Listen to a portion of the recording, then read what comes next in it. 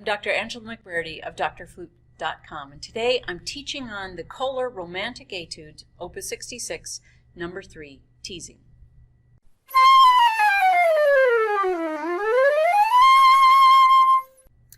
If you don't have these etudes, you can go to my website, DoctorFlute.com/downloads, and you can download the whole set of them. If you own it, go get it, because we're going to teach all the way through it. I'm going to start right here in the very first measure. On beat 2, there's a bit of a tricky little area here. It's on beat 2. It's the grace note A into the high F sharp. The F sharp tends to crack, and so when you begin, if you're not really prepared for that high F sharp, it can very easily crack. So when I have students work on this, we just take that little grace note into the high F sharp out and work on that, because there's a couple inherent problems. So on the flute, on pretty much any flute, it's just a note that wants to crack. Number 2 is that everybody pinches on that high F sharp. So instead of letting it just sing out, it's pinched.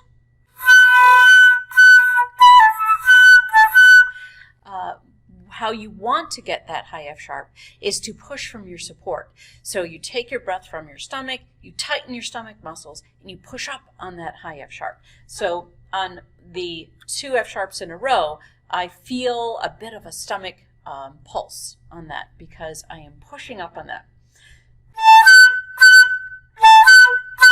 You can even see my flute bounce a little bit. So that's the first thing I would do, is just work on that, because that recurs over the whole etude. Let's start at the beginning and play our first 2 measures. So here they are.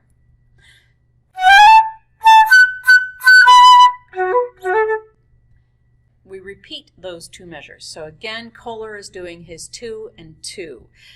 He likes those 8-bar phrases. He likes to put 2 and 2. So we have a 4-bar similar and then sort of an answer in the next 4 bars. He also has us change dynamics pretty quickly. So you're going to start forte, mezzo forte, and then soft. Now, I wouldn't worry too much about how soft that is. You're going down an octave, so you're in your low register, and it just is going to come out softer without you having to really work at it. I wouldn't really try to do and make this extreme change. I don't think that is appropriate to the style of what Köhler is getting at here. So I would bring it down maybe a little bit in dynamics, but let the octave take care of that. So here's the first measure, first 2.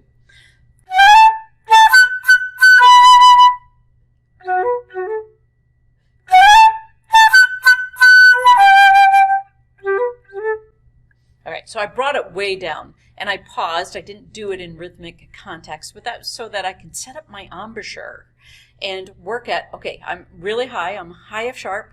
I do the grace note into the B in measure 2, and then set my embouchure lower. I want to change. It's very easy when you're working in the upper register, especially in your 3rd octave, to then play in your low register with your 3rd octave embouchure. Generally means the air is too high and the embouchure is too tight, too firm, and we need to just drop that jaw and go down to our low register. So from a high F sharp, my air is going straight out, low register. I'm blowing it, aiming the air down, and my draw is dropped. And then, so I'm going to play through those 4 measures and then answer in 2 measures. Okay, so this is still a little bit of a question, then I'll answer, and then we go into the next 4 bars, which really complete the opening thought.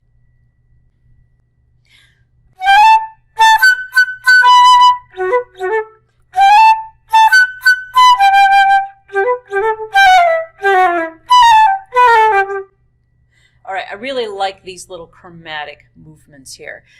In measure would be measure 5.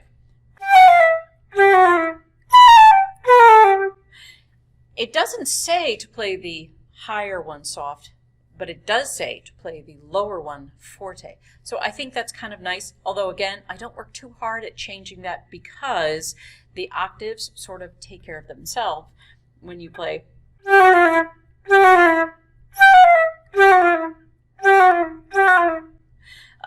That is a nice one just to open up and just let it sing out the way that octave wants to.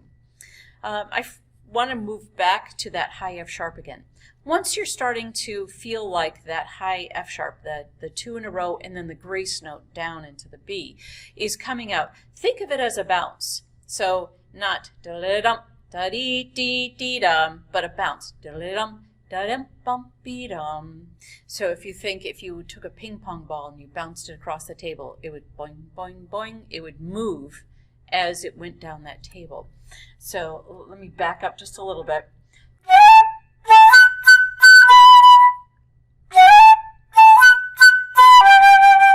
So I'm bouncing it down the table. I want those high F sharps to just bounce forward, not stay in one spot.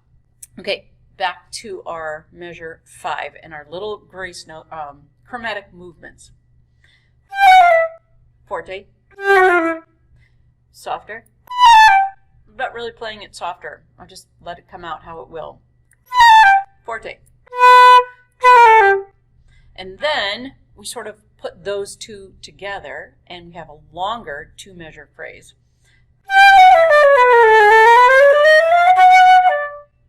There's a crescendo through there. I let the movement going up, the chromatic movement going up, take care of that crescendo on its own. So I feel like we have measure 5 and measure 6 with our little clips of chromatics, and then measure 7 and measure 8 put those chromatics together and wind up that opening phrase. Let me just put those 5, 6, 7, and 8 together. So the answer to your first 4 bars.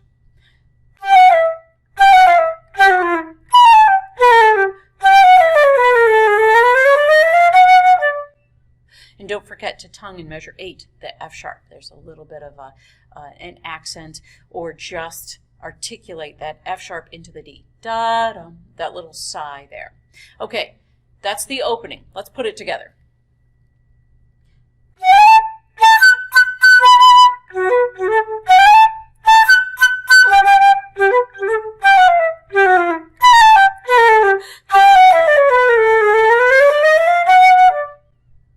That's the opening. Now guess what? Köhler, yes, what you're guessing is correct. Köhler repeats that idea. All right, so we've now played the next 4 measures, which are basically the same as the beginning 4 measures. So 9, 10, 11, and 12. Measures 13 and 14 are the same, again with our chromatic movement, triplets. Now, measure 15 and 16 are where we change. We end the second 8-bar answer. So we're actually closing the phrase out with a period. Here's measure 15.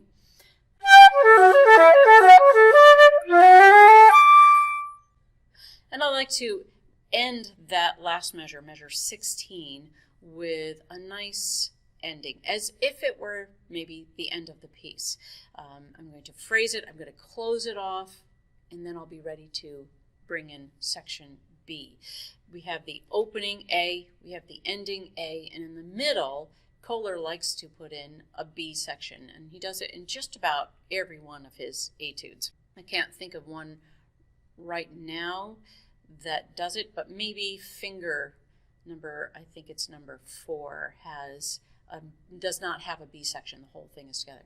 But for the most part, Köhler likes to add a B section in the middle. So our A section, let's just make it a final, put a period on it. So we feel like that's the end. Although maybe I'm going to hold my flute up and start again so that I have somewhere to go with that rather than pausing and kind of making it be a real finality and then starting it. So it ends with that high D, and then I'm going to start the next section. But let's go back. Measure 15 has tenuto marks over the first of the triplets. Now, a nice way to practice that is to take it out of rhythmic context and just hold the tenuto notes a little bit longer than the other notes.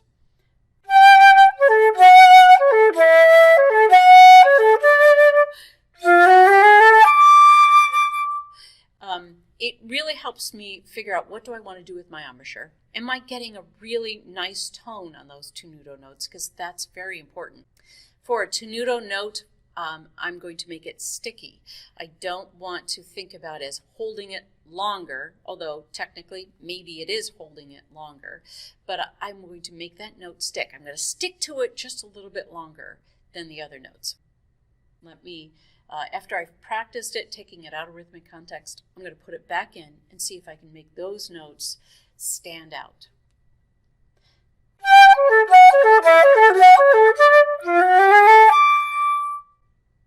And there's my ending D, but I'm holding it so that I know and my phrase knows I'm going on. All right, let me do that again. Measure 16. Now, new section.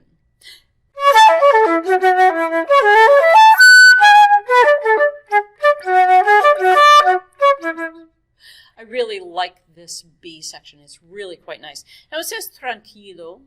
I don't really feel it as being tranquil. I feel it as it's just another expression of the opening idea. You're still kind of animated. You still have some energy in your voice. So I'm not really feeling that it's just this little peaceful section. Although when you are in measure 20, 21, 21 starts it on beat 2, this little movement here. Well, beat 1.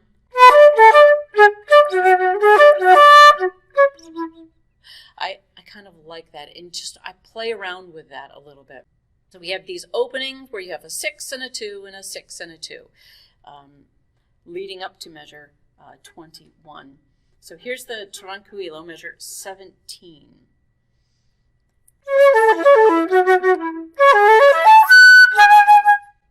Measure 17 and 18, measure 19.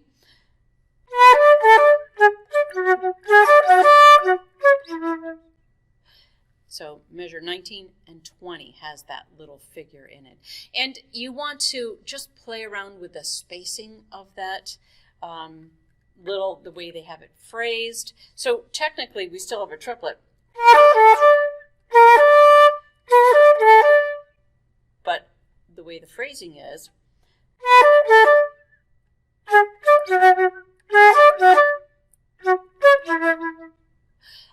putting those two together, having that little lift in the middle, a lilting sound, it's really quite neat. Followed by 19 and 20, measure 21, 22, again, we're doing our 4 measures, and then another 4 measures of the same thing.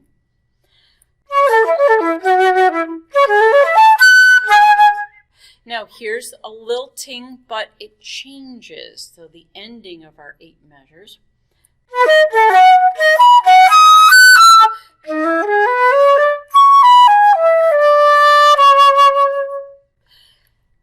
20, that would be measure, I think I might counted wrong, so it's 24 and 23 is the answer to those measures. And there's an allargando here.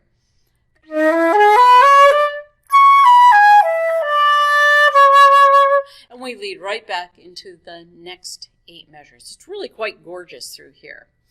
Here's our, and so we follow up 8 measures with an answering 8 measures, repeating. So this would be measure 24.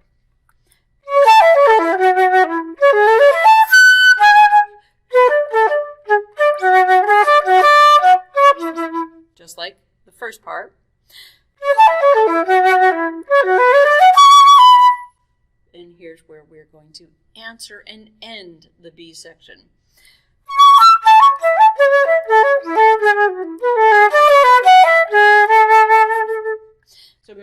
32. We have these triplets with a little accent. Again, they're almost a tenuto, and you want to make sure you're tonguing them very clearly so they come out.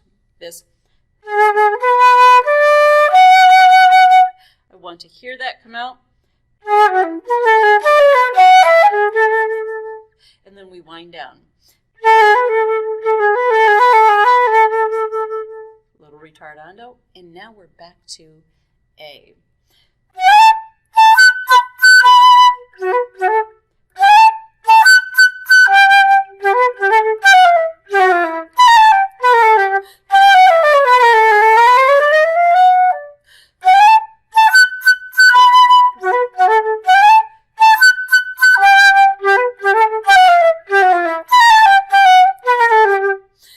Here's the ending. It's just the same as measure 15 almost.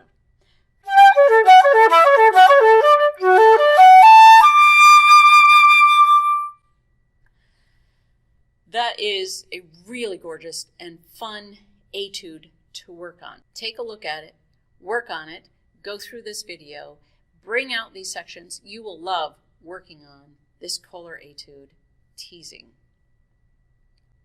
If you like this video, press the like button, subscribe, comment below, and share it with your friends.